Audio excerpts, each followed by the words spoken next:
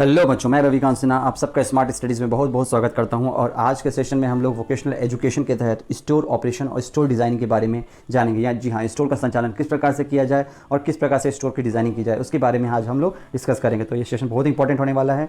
तो चलिए आज का सेशन शुरू करते हैं बच्चों। तो बच्चों, सबसे पहले बात करते हैं स्टोर डिज़ाइनिंग क्या होता है।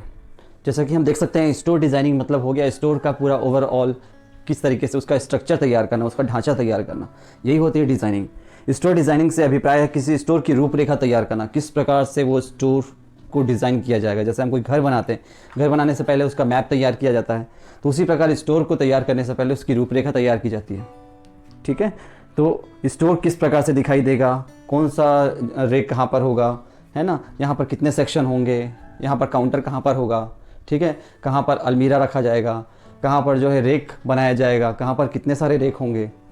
ठीक है, एक बड़े तौर पर देखा जाए, प्लेटफॉर्म कहाँ पर होगा, कस्टमर प्लेस कहाँ पर होगा, कस्टमर कहाँ से एंट्री करेंगे, कहाँ पर मेन गेट होगा, राइट, कहाँ पर जो है एग्ज़िट होगा। ठीक है, कितना स्पेस होगा, कितना फ्लोर होगा वहाँ पर, राइट, कितना स्पेस जो है कस्टमर्स को मिलेगा, कितना स्पेस जो है कितने स्पेस पे काउंटर होगा। ये सारी चीज़ें पूरी रूपरेखा पहले से तैयार की जाती है एक दुकान की। तो एक बेहतर रूपरेखा तैयार करने के हिसाब से स्टोर डिज़ाइनिंग बहुत ही महत्वपूर्ण टॉपिक हो जाता है। ठीक है, इसमें पता चल जाता है कि एक निश्चित तौर पे किस प्रकार से हमारा स्टोर दिखाई देगा। ठीक है, इसमें उत्पादों की प्रस्तुति, ठीक है, ग्राहकों के हिसाब से ग्राहकों को कंफर्ट जोन का अनुभव करवाना, एक बेहतर बिक्री और बेहतर सेवा प्रदान करने के हिसाब से। तो ये सारी चीज़ों को ध्यान में रखकर स्टोर डिज़ाइनिंग किया जाता है।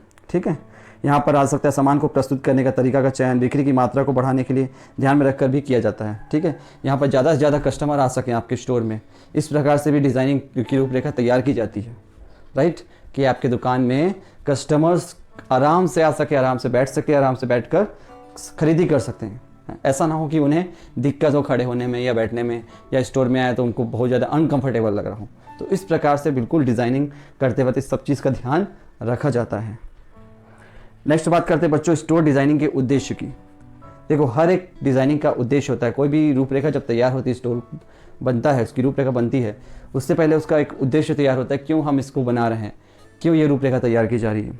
ठीक है, तो सबसे पहला उद्देश्य है इसका दुकानदार की कार्यनीति को अमल में लाने के लिए।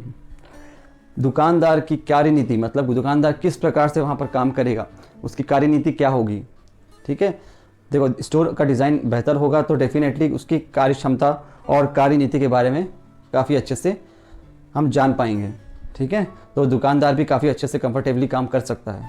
तो पहला चीज़ ये है कि दुकानदार की कार्यनीति को अमल में लाने के लिए स्टोर डिज़ाइनिंग किया जाता है। ठीक है, दूसरा, ग्राहकों को खरीदारी के लिए प्रेरित करने के लिए, ग्राहकों को खरीदारी में प्रेरित करने के लिए, ग्राहक जो है आके खरीदारी करें, उसको प्रेरित करें, प्रेरणा दें ताकि ग्राहक आके उस चीज़ को खरीदें। तो ये भी एक इम्पॉर्टेंट उद्देश्य होता है स्टोर डिज़ाइनिंग का। ठीक है, ग्राहकों को खरीदारी के लिए प्रेरित करना। तीसरा है लचीलापन, फ्लैक्सिबिलिटी प्रोवाइड करना भी बहुत ज़रूरी है।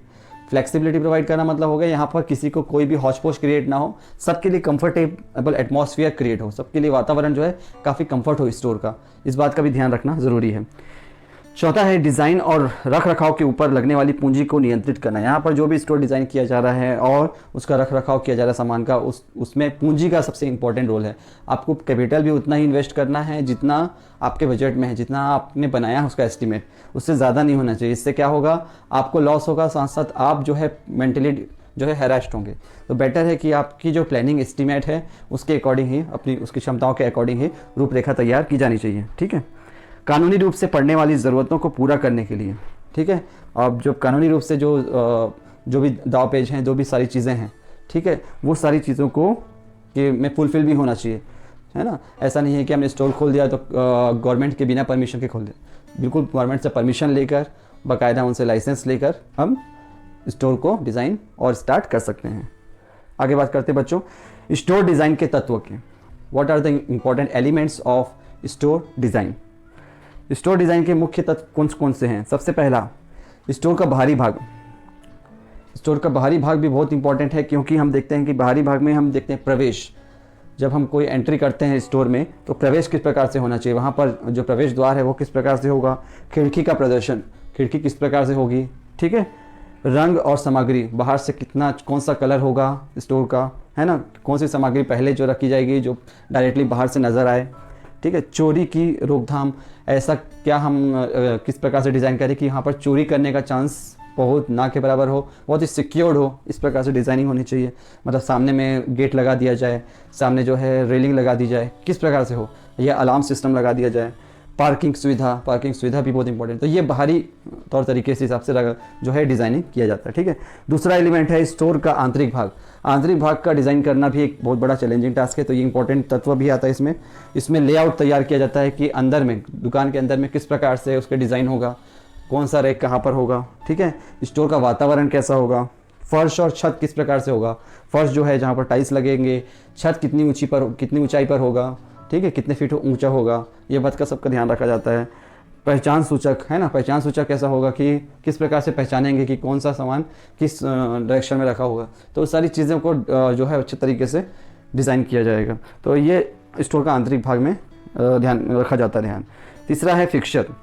फिक्सचर क्या है? खुरदरा फिक्सचर उत्पादों को प्रदर्शित करने के लिए उपयोग किए जाने वाले उपकरणों या फर्नीचरों के किसी भी टुकड़े को संदर्भित करता है। सबसे आम प्रकार की स्थिरता अलमारियां, लेकिन कई प्रकार के फिक्सचर उपलब्ध हैं, जैसे पुतले, प्रदर्शन रेक, स्टॉल की दीवारें, साइनेज, धारक, गोंडोला। तो हम देखते हैं फिक्सचर जो है, कई सारे जो फिक्सचर हमारे सामने उपलब्ध हैं, जो एक इंसान को, एक कस्टमर को एक बहुत ही अच्छा अनुभव करवाते हैं, ठीक है। कस्टमर को काफ़ी ज़्यादा आकर्षित करते हैं फिक्सचर, ठीक है, जिसमें आपको कई प्रकार के फिक्सचर उपलब्ध है, जैसे पुतले को वहाँ पर रख देना सामने प्रदर्शित करके, ठीक है। प्रदर्शन रैक हो गया, रैक को प्रॉपर तरीके से रखना ताकि वो भी अट्रैक्टिव लगे, ठीक है। स्टॉल की दीवारें में कितना बढ़िया से आप उसको डिज़ाइन कर सकते हो, ठीक है। साइनेज, धारक, गोंडोला, ये सारी बहुत सारी चीज़ें हैं जो एक स्टोर को और अट्रैक्टिव बनाने में मदद करती है। चौथा है मर्चेंडाइज। मर्चेंडाइज का मतलब होता है एक प्रकार से प्रोडक्ट को प्रदर्शित करना, ठीक है। एक खुदरा स्टोर में बिक्री के लिए उत्पादों की विविधता को संदर्भित करता है। मर्चेंडाइज क्या करता है? उत्पादों की वेराइटीज़ को प्रदर्शित करता है, उसे संदर्भित करता है, उन उत्पादों को इस तरह से प्रदर्शित करता है कि खरीदार उसे खरीदने के लिए ललायित हो जाता है, वो अट्रैक्ट हो जाता है कस्टमर्स, ठीक है। तो इस प्रकार से विभिन्न उसके अलग अलग रेंज को प्रदर्शित करता है, ठीक है, मर्चेंडाइज। पांचवा आता है इसमें लोग। डिज़ाइन के मूल तत्व जो स्टोर के माध्यम से ग्राहकों का मार्गदर्शन करते हैं, है ना। यहाँ पर अगर आपके पास कर्मचारी भी होने ज़रूरी है, क्योंकि एक स्टोर को एक अकेला आदमी नहीं चला सकता, तो उसके लिए अच्छे कर्मचारी भी आपके पास होने चाहिए जो स्टोर को अच्छे तरीके से मैनेज कर पाए। तो ये 5 तत्व है जो आपको याद रखने हैं, ठीक है। इसके बाद बात करते हैं बच्चों अच्छे स्टोर डिज़ाइन के लाभ। कौन से अच्छे लाभ हैं जो स्टोर डिज़ाइनिंग में हमें मिलते हैं, उसका क्या क्या लाभ है, स्टोर डिज़ाइन क्यों किया जाता है, ठीक है, उसके क्या लाभ है, what is the profitable things in the store designing. तो पहला चीज़ है कि अच्छा रिटेल डिज़ाइन कुछ ऐसा है जिसे हर रिटेल स्टोर मालिक को सावधानी से विचार करना चाहिए, क्योंकि इसके लाभ दुर्गमी है। मतलब यहाँ पर ऐसा है कि स्टोर डिज़ाइन के लाभ आपको तुरंत ना मिलके आगे चल के मिलेंगे, क्योंकि आगे चल के कस्टमर हमेशा ये चाहता है कि वो ऐसे दुकान में खरीदारी करे जहाँ पर उस दुकान का काफ़ी माहौल अच्छा हो, व्यवहार अच्छा हो, वहाँ का डिज़ाइन अच्छा हो, स्टोर का काफ़ी कंफर्टेबल हो, है ना, और स्टोर में उसे अच्छा एक्सपीरियंस हो, तभी वो खरीदारी करेगा, ठीक है। दूसरा है बिक्री को अधिकतम करता है, ठीक है। पहला क्या था हमारा, अच्छा जो है उसे फ्यूचर में उसे अच्छा एक्सपीरियंस मिलेगा। दूसरा है बिक्री को अधिकतम करता है। यहाँ पर बिक्री अधिक होती है। जैसे स्टोर डिज़ाइनिंग से क्या होगा कि ज़्यादा से ज़्यादा कस्टमर्स जो है खरीदी करने आएंगे, और आपका ग्राहक जितना अधिक आरामदायक होता है ना, और आपके साथ उनका खरीदारी का अनुभव उतना ही सुखद होगा। अगर ग्राहक अगर आपके दुकान में आके थोड़ा उनको कंफर्टेबल लगता है, तो डेफिनेटली आपके साथ उनका जो एक्सपीरियंस होगा वो काफ़ी सुखद होगा, ठीक है। उनकी खरीदारी काफ़ी सुखद होगी। वे आपके साथ जितना अधिक समय और पैसा खर्च करेंगे उतना ही आपको फ़ायदा होगा, ठीक है। ब्रांड सुदृढ़ करना, है ना, आप जो है यहाँ पर ब्रांडेड चीज़ें को भी अच्छे से सेल कर सकते हो। आप अपने खुदरा स्थान को प्रभावी रूप से प्रदर्शित करने के लिए आप अपने ग्राहक के साथ हर बार मिलने पर अपने ब्रांड को सकारात्मक रूप से सुदृढ़ कर सकते हो, है ना। मतलब अपने आप स्टोर का, आप जैसे ग्राहक आपके दुकान में बार बार आएंगे तो आप अपने दुकान के बारे में बिल्कुल उन्हें, अपने ब्रांड के बारे में बिल्कुल आप बता सकते हैं कि हमारे दुकान में ये नए नए ब्रांड्स आए हैं, इसे आप बिल्कुल आप एक बार लीजिए। तो ग्राहक डेफिनेटली एक बार सुनेंगे उस चीज़ को, और वो अगर अच्छा लगा तो डेफिनेटली उसको ज़रूर लेंगे, ठीक है। बेहतर उत्पाद प्रदर्शन, है ना, उत्पाद का प्रदर्शन भी बहुत ही ज़्यादा इंपॉर्टेंट है। सही खुदरा डिज़ाइन आपके उत्पादों को इस तरीके से प्रदर्शित करता है कि जैसे उन्हें नेत्रहीन रूप से व्यापार करना है। ठीक है, मतलब अगर आपका स्टोर डिज़ाइन जो है काफ़ी बेहतर है और उसका क्या लाभ होगा कि आप उत्पादों को बेहतर तरीके से डिस्प्ले कर पाएंगे। अगर आपका दुकान ही छोटा है तो आप कैसे डिस्प्ले करेंगे? तो अगर आपका दुकान काफ़ी बड़े पैमाने पे है और काफ़ी व्यवस्थित है और काफ़ी अरेंज्ड है और काफ़ी स्पेस है वहाँ पर, तो आप उत्पाद को आसानी से, हर उत्पाद को आसानी से प्रदर्शित कर सकते हैं। ग्राहकों को कोई अनकंफर्टेबल नहीं होगा। हम देखते हैं ना, कई सारे दुकान ऐसे होते हैं जो बहुत ही बड़े होते हैं, बड़े पैमाने पे होते हैं, वहाँ पर ग्राहकों की संख्या हज़ारों में होती है और ग्राहक आराम से कंफर्टेबली वहाँ पर आकर खड़े होकर खरीदारी कर सकते हैं, वहाँ बैठ सकते हैं, आराम से घंटों बिता सकते हैं। ठीक है, उसके बाद है स्टाफ के लिए लाभ। स्टाफ के लिए भी लाभ है। एक अच्छी तरीके से तैयार और सुव्यवस्थित रूप से सजाया गया स्थान कर्मचारियों के उनके कार्यस्थल पर उनको गर्व महसूस कराएगा। ठीक है, मतलब जो आपके कर्मचारी होंगे वो भी काफ़ी गौरवान्वित महसूस करेंगे वहाँ पर काम करके आपके स्टोर में, क्योंकि वहाँ पर उनको भी कंफर्टेबल महसूस होगा, वो भी वहाँ काफ़ी सिक्योर महसूस करेंगे, सिक्योरिटी का भी ध्यान रखा जाएगा। ठीक है, वो काफ़ी अपना समय वहाँ पर दे पाएंगे, तो उनको भी एक अपनापन सा एहसास होगा। ठीक है, तो इस प्रकार से डिज़ाइनिंग की जाती है। उसके बाद है बच्चों स्टोर डिज़ाइन के मुख्य और महत्वपूर्ण सुझाव। अब क्या क्या सुझाव यहाँ पर दिए गए हैं स्टोर डिज़ाइन करने के समय हमें ध्यान रखना चाहिए। स्टोर के नाम और लोगों को प्रदर्शित करने वाले साइनेज को ऐसी जगह पर स्थापित किया जाना चाहिए जहाँ पर दूर से सभी को दिखाई दे और बहुत अधिक जानकारी ना जोड़े। ठीक है, स्टोर का नाम, स्टोर का जो भी दुकान का नाम है, वो इस प्रकार से होना चाहिए कि दूर से देखने पर पता चल जाए कि ये फलाने का दुकान है, इस दुकान में ये दुकान जो है काफ़ी बढ़िया दुकान है, तो लोग दूर से पहचान जाएं उस दुकान को। तो नाम इस प्रकार से हो कि वो अच्छे से नज़र आ जाए लोगों की नज़र में, और साथ साथ वो लोग उनके बारे में, दुकान के बारे में जानने के लिए उत्सुक हों। ठीक है, तो ऐसी जगह पर हो और नाम बिल्कुल क्लियर नज़र आना चाहिए। दूसरा है बच्चों, स्टोर को ग्राहकों को एक सकारात्मक माहौल प्रदान करना चाहिए। स्टोर का ये भी एक जिम्मेदारी है कि एक इस प्रकार से हो कि सकारात्मक पॉजिटिविटी वहाँ पर लगे। ऐसा ना लगे कि सब कुछ बेकार है, यहाँ पर कुछ अच्छा नहीं है, ऐसा नहीं होना चाहिए। कस्टमर के माइंड में अगर नेगेटिविटी आ गई तो डेफिनेटली आपके दुकान में कोई भी कस्टमर नहीं जाएगा। ठीक है, तो इसी कारण पॉजिटिव एटमॉस्फेयर क्रिएट करना भी बहुत ज़रूरी है। ठीक है, सुनिश्चित करें कि पुतलों लक्ष्य बाजार के अनुसार हैं। ठीक है, जो आप ये भी सुनिश्चित करें कि जो भी टारगेट मार्केट है आपका, जो भी प्रोडक्ट है आपका वहाँ पर, वो टारगेट मार्केट के अकॉर्डिंग है कि नहीं है। जैसे आप बच्चों के कपड़े का व्यापार कर रहे हैं तो आपका स्टोर डिज़ाइन उस हिसाब से है कि नहीं है, वो भी आपको ध्यान देना है। ठीक है, कपड़ों को अनावश्यक पिंस का उपयोग किए बिना डमी पर फिट होना चाहिए। ठीक है, और जो डमी आप बनाओगे, जो डमी क्रिएट करोगे या जो डमी वहाँ पर रखा जाएगा दुकान के बाहर, वो फिटिंग होना चाहिए। कपड़ा उसमें अगर आप पहना रहे हो तो वो फिटिंग होना चाहिए काफ़ी। ठीक है, ट्रायल रूम में दर्पण होना चाहिए और उन्हें साफ रखना चाहिए। ट्रायल रूम जो है आपके, ट्रायल रूम भी होना चाहिए। कोई कपड़ा अगर लेने जा रहा है तो उसे ट्रायल रूम आप प्रोवाइड कराइए ताकि वो कपड़े को पहन के देख सके और उसको अपने में फिट है कि नहीं वो चेक कर सकें। ठीक है, तो ट्रायल रूम होना चाहिए और दर्पण होना चाहिए। सही मंजिल योजना का उपयोग करें। ठीक है, आपको सही योजना भी यहाँ पर बनानी, प्लानिंग भी करनी है और उसको किस प्रकार से सेल करना है वो भी देखना है। नियमित रूप से प्रदर्शित करना भी आपकी जिम्मेदारी है। ठीक है, यहाँ पर प्रॉपर तरीके से कोई भी हौच पौच ना हो, प्रॉपर तरीके से प्रोडक्ट को प्रदर्शित किया जा सके, है ना, ये भी ध्यान देना है। सुनिश्चित करें कि आपके उत्पाद की मात्रा उपयुक्त हो, आपके पास जो है पर्याप्त मात्रा में सामान हो, लोगों कस्टमर्स को कोई भी परेशानी ना हो, उनको जो चाहिए वो अपने हिसाब से लेंगे। ठीक है, अपने सभी डिस्प्ले पर एक फोकल पॉइंट बनाएं। ठीक है, सभी डिस्प्ले पर एक फोकल पॉइंट बना दें कि यहाँ पर ये सामान है, यहाँ पर ये सामान है, यहाँ पर ये सामान है, एक लेबल क्रिएट कर दें। ठीक है, इससे होगा क्या कि कस्टमर जो है उनको पहचानने में दिक्कत नहीं जाएगी। इसके बाद बच्चों, ड्रेसिंग रूम में अनावश्यक बक्से या हैंगर डंप ना करें। ठीक है, जो ड्रेसिंग रूम है वहाँ पर अनावश्यक जो सामान है वहाँ पर ना रखें। बक्से जो रख देते हैं ना हम लोग, अनवांटेड सामान, उस सबको ना रखें सामने स्टोर में।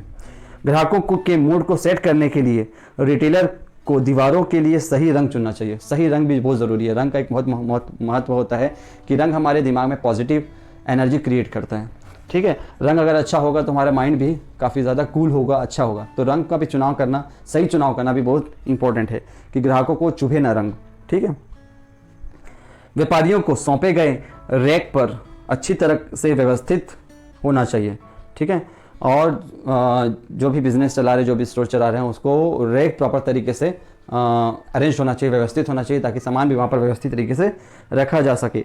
सुनिश्चित करें कि उत्पादों को अलमारियों से गिरना नहीं चाहिए। आप ये भी देख लें कि उत्पाद जो रखे हुए हैं, जो प्रोडक्ट रखे हुए हैं अलमीरा में, वो गिरने नहीं चाहिए। ठीक है, कभी कभी भी तेज़ संगीत ना बजाएं। और अगर आपको म्यूज़िक बजाना ही है, आपका म्यूज़िक लग रहा है कि कस्टमर को एक अच्छा फील देने के लिए, तो म्यूज़िक को एकदम लाइट म्यूज़िक बजाइए, बिल्कुल धीरे से साउंड में चलता रहे, ऐसा म्यूज़िक बजाए ताकि लोगों को काफ़ी अच्छा लगे। ठीक है।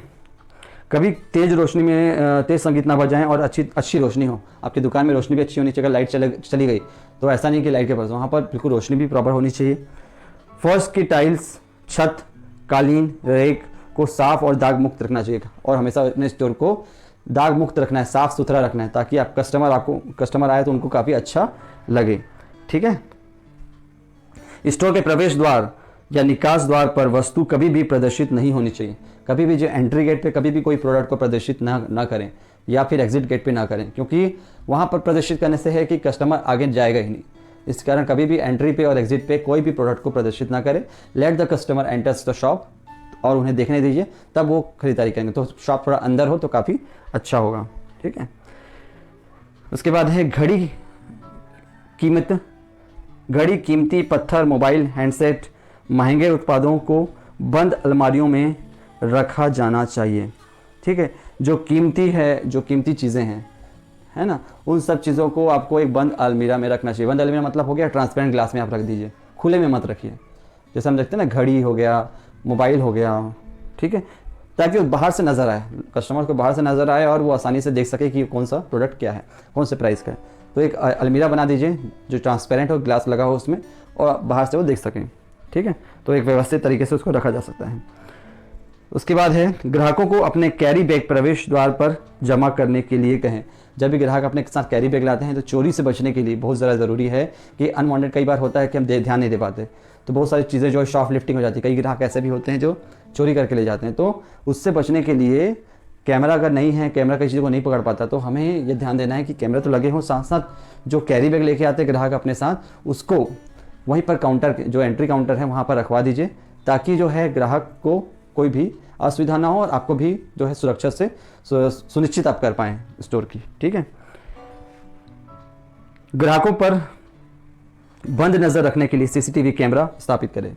जैसा कि कहा कि कैमरा भी इंपॉर्टेंट है। कैमरा को आपको सीसीटीवी कैमरा आपको इंस्टॉल करवाना है अपने दुकान में, ताकि हर गतिविधि पर आप नज़र रख सकें। ये भी इंपॉर्टेंट है।